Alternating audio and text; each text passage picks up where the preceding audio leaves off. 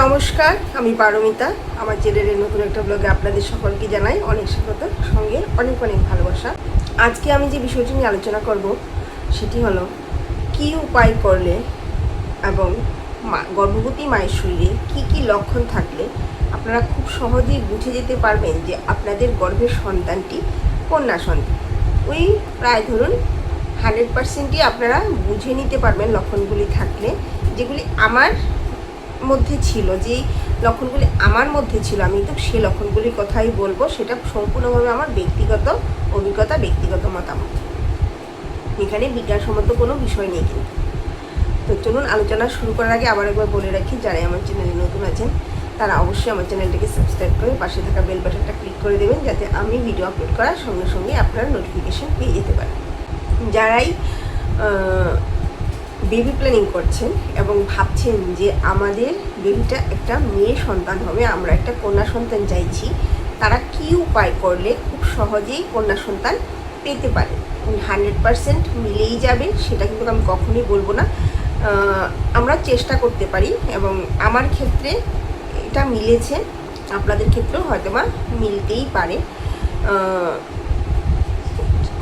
সন্তান কন্যা হবে কি পুত্র হবে সেটা সম্পূর্ণভাবে কিন্তু পুরুষের উপর নির্ভর করে। আপনারা অনেকেই জানেন যে XY ক্রোমোজোমের কথা অনেকেই আপনারা জানেন, তো অবশ্যই সেটা তো আছেই, কিন্তু তারপরও দিন ক্ষণ তিথি নক্ষত্র জোর বেজোর এসবের কিন্তু একটা ভূমিকা আমাদের জীবনে থেকেই থাকে, একেবারে কিন্তু আমরা সেটা অস্বীকার করতে পারি না। যদিও সেটার বিজ্ঞানসম্মত কোনো ব্যাখ্যা নেই, কিন্তু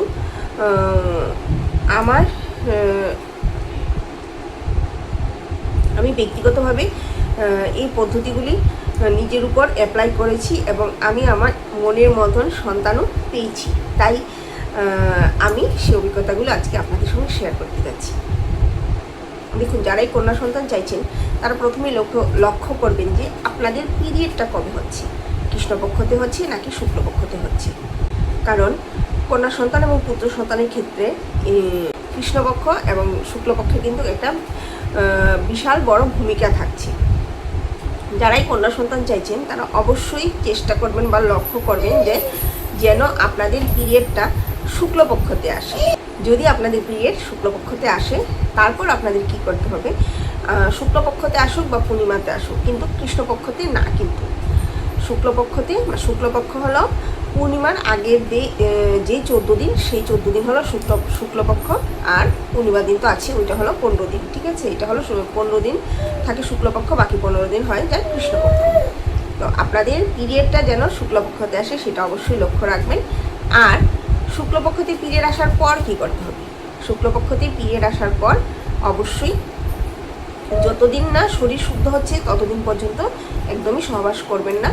শরীর শুদ্ধ হয়ে যাওয়ার পর আপনাদের পিরিয়ড যবে থেকে শুরু হয়েছে তবে থেকে গুণে 1, 2, 3, 4 করে, ধরুন আপনাদের পিরিয়ড যদি 1 তারিখে হয়েছে, তাহলে গুণে ওই 11তম, 13তম, 15তম, 17তম, 19তম ওই দিনগুলিকে বেছে বেছে আপনারা সহবাস করার চেষ্টা করবেন। মানে মুদ্রা কথা হলো পিরিয়ডের পর বেজোর দিন দেখে সহবাস করবেন। পিরিয়ডের পর শুক্লপক্ষতে পিরিয়ড আসলে পিরিয়ডের পর যদি বেজোর দিন দেখে সহবাস করেন তাহলে কিন্তু কন্যা সন্তান হওয়ার সম্ভাবনা অনেক গুণ বেড়ে যায়, যেটা আমি রিয়েল লাইফে এক্সপিরিয়েন্স করেছি এবং আশা করছি আপনারাও যদি চেষ্টা করেন তাহলে অবশ্যই আপনারা আপনাদের মনের মতন সন্তান পেতে পারেন। ঠিক আছে, তো এটা হলো কিভাবে আমরা কন্যা সন্তানের জন্য প্রস্তুত হব, কি করলে আমাদের গর্ভে কন্যা সন্তান আসতে পারে। এখন ধরুন আপনি কনসিভ করে নিয়েছেন, তারপর আপনি কি করে বুঝবেন যে আপনার গর্ভের সন্তানটা কন্যা সন্তান নাকি পুত্র সন্তান। কন্যা সন্তান যদি গর্ভে আসে, গর্ভবতী মায়ের শরীরে কিছু কিছু লক্ষণ আছে যেগুলি দেখলে ওই প্রায় ধরুন 100% কি 99% শিওর হয়েই যাওয়া যায় যে আপনাদের গর্ভের সন্তানটি পুত্র নাকি কন্যা সন্তান। প্রথমে আমি যে লক্ষণটার কথা বলবো সেটা হলো আমাদের মর্নিং সিকনেস। যদি গর্ভের সন্তান কন্যা সন্তান হয় তাহলে আমাদের মধ্যে মর্নিং সিকনেসটা অনেকটাই বেশি থাকবে। একদমই শরীর চলতে যাবে না, ঘুম থেকে ওঠার পর শরীর খুবই এনার্জি লেস মনে হবে, কোনো কাজে এনার্জি পাবেন না, খেতে ইচ্ছে করবে না, বমি বমি ভাব হবে, ইভেন প্রচুর পরিমাণে বমিও হবে। আমি তো আমার মেয়ের সময় এত বমি করেছি, এত বমি করেছি যে আমার গলা ফেটে রক্ত পর্যন্ত হয়েছে, আমি রক্ত বমি পর্যন্ত করেছি। প্রচুর পরিমাণে আমি বমি করেছি, প্রচুর মর্নিং সিকনেস ছিল।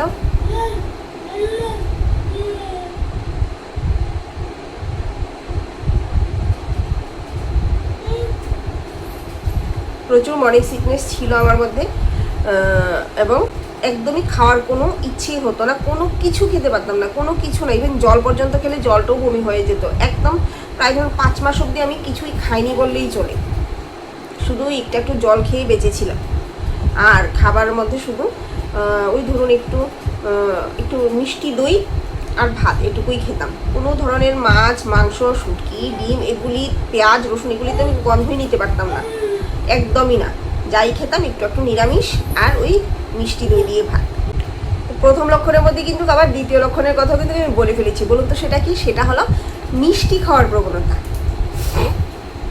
ওই একটু মিষ্টি জিনিস খেতে আমার ভালো লাগতো, ওই মিষ্টি কিশমিশ খেতে, তারপর মিষ্টি দই খেতে, এই দুটো জিনিস আমি খুব বেশি খেয়েছি। তারপর মিষ্টি জাতীয় জিনিস খেতে আমার কিন্তু খুব ভালো লাগতো, যেটা আমার ছেলের দিনে একদমই না। আমি কোনো ধরনের মিষ্টি জাতীয় জিনিস খেতামই না, আমার ইচ্ছেই করতো না। ইভেন মিষ্টি দই, যেটা আমার সবচেয়ে প্রিয় খাবার, এখন আমি খেতে পাই, ওইটা পর্যন্ত আমার খেতে ইচ্ছে করতো না। আইসক্রিম আমি খুব খেতে ভালোবাসি, ওইটাও খেতে ইচ্ছে করতো না, একদমই আইসক্রিম, মিষ্টি দই এগুলো আমি খাইনি আমার ছেলের সময়, কিন্তু আমার মেয়ের সময় আমি প্রচুর খেয়েছি। আমার ভীষণ ভালো লাগতো মিষ্টি খেতে। তাহলে মিষ্টি খাওয়ার প্রবণতা যদি দেখেন আপনাদের মধ্যে খুব বেশি হচ্ছে, তাহলে বুঝে নিতে পারেন যে আপনাদের গর্ভের সন্তানটি কন্যা সন্তান। তারপরে হলো যখনই ধরুন ওই 5 মাস শুরু থেকেই আমাদের আস্তে আস্তে বেবি বাম্প বড় হতে শুরু করে। তাহলে বেবি বাম্প হলো এরকম একটা জিনিস যেটা দেখে অনেকটাই বোঝা যেতে পারে যে গর্ভের সন্তানটি পুত্র নাকি কন্যা। যদি আপনার বেবি বাম্প ঠিক ব্রেস্টের নিচ থেকে অনেকটা বড় আকৃতির, ওই ধরুন তরমুজ যেরকম হয়, তরমুজের মতন আকৃতির যদি আপনার বেবি বাম্প হয়, তাহলে বুঝে নিতে হবে যে গর্ভের সন্তানটি কন্যা সন্তান। কারণ কন্যা সন্তান মানে হলো অনেক বড় বেবি বাম্প, আর পুত্র সন্তান মানে হলো ছোট বেবি বাম্প, ফুটবল আকৃতির, অনেকটা ফুটবলের মতন গোল হবে। কিন্তু কন্যা সন্তান গর্ভে থাকলে একদম চ্যাপটা বড় লম্বা আকৃতির পেট হবে, বেবি বাম্প হবে একদম তরমুজের মতন। তো এটা হলো তৃতীয় লক্ষণ, যেটা আপনারা দেখে বুঝে দিতে পারেন যে গর্ভের সন্তানটি কন্যা সন্তান নাকি পুত্র সন্তান। তারপর হলো বাচ্চার নড়াচড়া। এটা খুবই গুরুত্বপূর্ণ একটা লক্ষণ। আমার যখন মেয়ে আমার গর্ভে ছিল, তখন ওই ধরুন 6 মাস কি 6.5 মাস থেকে আমি আস্তে আস্তে ও নড়াচড়াটা ফিল করতে পেরেছি। কিন্তু আমার ছেলের সময় আমি ওই 5 মাস থেকেও নড়াচড়া ফিল করতে পেরেছি। তাহলে যদি গর্ভের সন্তান দেরিতে নড়াচড়া শুরু করে, তাহলে বুঝে নিতে হবে যে গর্ভের সন্তানটি কন্যা সন্তান। আর যদি তাড়াতাড়ি নড়াচড়া শুরু করে, তাহলে পুত্র সন্তান। আর নড়াচড়ার বৈশিষ্ট্য দেখো কিন্তু বোঝা যায় কন্যা সন্তান নাকি পুত্র সন্তান। যদি আপনার গর্ভের সন্তান খুব বেশি অ্যাক্টিভ থাকে, তাহলে কিন্তু পুত্র সন্তানের লক্ষণ।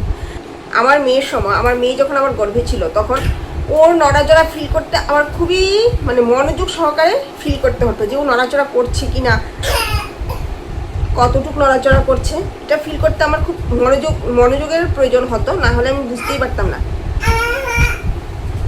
তাহলে এটা থেকে বোঝা যেতে পারে যে যদি গর্ভের সন্তান যদি খুব কম নড়াচড়া করে, কম অ্যাক্টিভ থাকে, তাহলে গর্ভের সন্তানটি কন্যা সন্তান। তারপর হলো গর্ভবতী মা দেখতে কেমন, সেটা কিন্তু একটা বিশেষ গুরুত্বপূর্ণ লক্ষণ।